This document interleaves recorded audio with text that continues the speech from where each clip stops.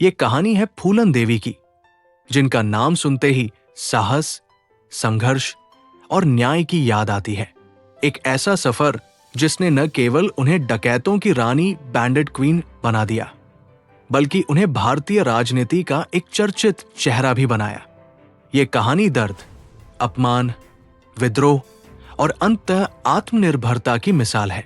इसे पूरी तरह समझने के लिए हमें उनके जीवन के हर पहलू को गहराई से देखना होगा। उत्तर प्रदेश के छोटे से गांव घूरा में 10 अगस्त 1963 को फूलन देवी का जन्म हुआ। उनका परिवार मल्लाह जाति से था, जो समाज के निचले तबके में गिना जाता था।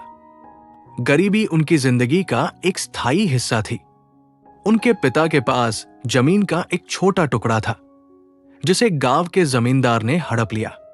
यह घटना फूलन के बाल मन पर गहरा असर डाल गई। फूलन का बचपन बहुत ही कठिन था। 11 साल की उम्र में उन्हें एक 33 वर्षीय व्यक्ति से शादी करनी पड़ी। ये शादी उनके लिए किसी बुरे सपने से कम नहीं थी। उनके पति ने उनका शारीरिक और मानसिक शोषण किया। फूलन ने अपने परिवार और समाज से मदद की गुहार लगाई, लेकिन हर बार उन्हें निराशा ही हाथ लगी। आखिरकार फूलन ने इस रिश्ते से भागने का साहस दिखाया और अपने गांव लौट आई। अपने गांव लौटने के बाद फूलन ने महसूस किया कि समाज ने उन्हें पहले से भी ज्यादा दुत्कारना शुरू कर दिया था। उनके चरित्र पर सवाल उठाए गए और उन्हें अपमानित किया गया। उन्होंने जमींदारों और समाज के प्रभावशाली लोगों के खिलाफ आवाज उठाई। एक बार जब उन्होंने अपने पिता की जमीन को वापस पाने की कोशिश की, तो गांव के जमींदारों ने उन्हें और उनके परिवार को बुरी तरह पीटा। यह घटना उनके जीवन का एक बड़ा मोड़ साबित हुई। उन्होंने ठान लिया कि अब वो इस अन्याय के खिलाफ खड़ी होंगी। गांव में अत्याचार झेलने के बाद फूलन ने डकैतों के गिरोह का रास्ता चुना। ये उनके जीवन का एक ऐसा मोड़ था जिसने उन्हें इतिहास में अमर कर दिया। डकैत गिरोह में शामिल होने के बाद उनकी मुलाकात विक्रम मल्लाह से हुई। विक्रम ने न केवल उनका साथ दिया, बल्कि उनके जीवन में उम्मीद की एक नई किरण भी जगाई। गिरोह में रहते हुए फूलन ने अपनी ताकत को पहचाना। उन्होंने देखा कि इस गिरोह में भी जाति और पितृसत्ता हावी थी।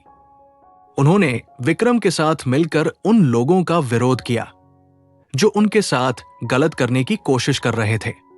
विक्रम मल्लाह की हत्या के बाद फूलन देवी को श्रीराम और लाला नाम के डकैतों ने बहमई गांव ले जाकर सामूहिक दुष्कर्म का शिकार बनाया। यह घटना न केवल फूलन के लिए, बल्कि पूरे देश के लिए एक शर्मनाक घटना थी। इस घटना के कुछ महीनों बाद फूलन ने बहमई गांव पर हमला किया। उन्होंने अपने गिरोह के साथ मिलकर 22 ठाकुर पुरुषों को मार गिराया। इस घटना ने पूरे देश को हिलाकर रख दिया। फूलन देवी बैंडेड क्वीन के नाम से मशहूर हो गई। ये उनका न्याय था जो उन्होंने अपने तरीके से लिया। 1983 में फूलन देवी ने मध्य प्रदेश के भिंड में आत्मसमर्पण किया, लेकिन ये आत्मसमर्पण भी उनके शर्तों पर हुआ। उन्होंने सुनिश्चित किया कि पुलिस या प्रशासन उन्हें या उनके गिरोह को किसी तरह का नुकसान न पहुंचाए। जेल में बिताए 11 साल उनके लिए आत्मनिरीक्षण का समय था। उन्होंने अपनी गलतियों को समझा और अपने भविष्य के बारे में सोचा। जेल में रहते हुए उन्होंने ये महसूस किया कि वो महिलाओं और दलितों के लिए कुछ करना चाहती है। 1994 में फूलन देवी को रिहा कर दिया गया। उनकी रिहाई के बाद समाजवादी पार्टी ने उन्हें राजनीति में आने का मौका दिया। उन्होंने मिर्जापुर से चुनाव लड़ा और सांसद बनी। सांसद के रूप में फूलन देवी ने दलितों और महिलाओं के अधिकारों के लिए काम किया। उनकी छवि एक नायिका की थी जो अन्याय के खिलाफ खड़ी होती थी। फूलन देवी ने यह साबित किया कि अगर व्यक्ति ठान ले तो वो अपनी किस्मत बदल सकता है।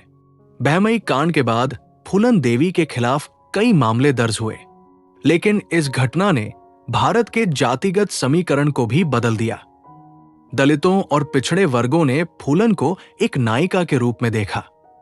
इस घटना पर कई किताबें और फिल्में बनी। सबसे चर्चित फिल्म बैंडेड क्वीन थी। हालांकि फूलन देवी ने इस फिल्म का विरोध किया क्योंकि इसमें उनके जीवन को सही तरीके से नहीं दिखाया गया था। 2001 में दिल्ली स्थित उनके आवास के बाहर शेर सिंह राणा ने फूलन देवी की गोली मारकर हत्या कर दी।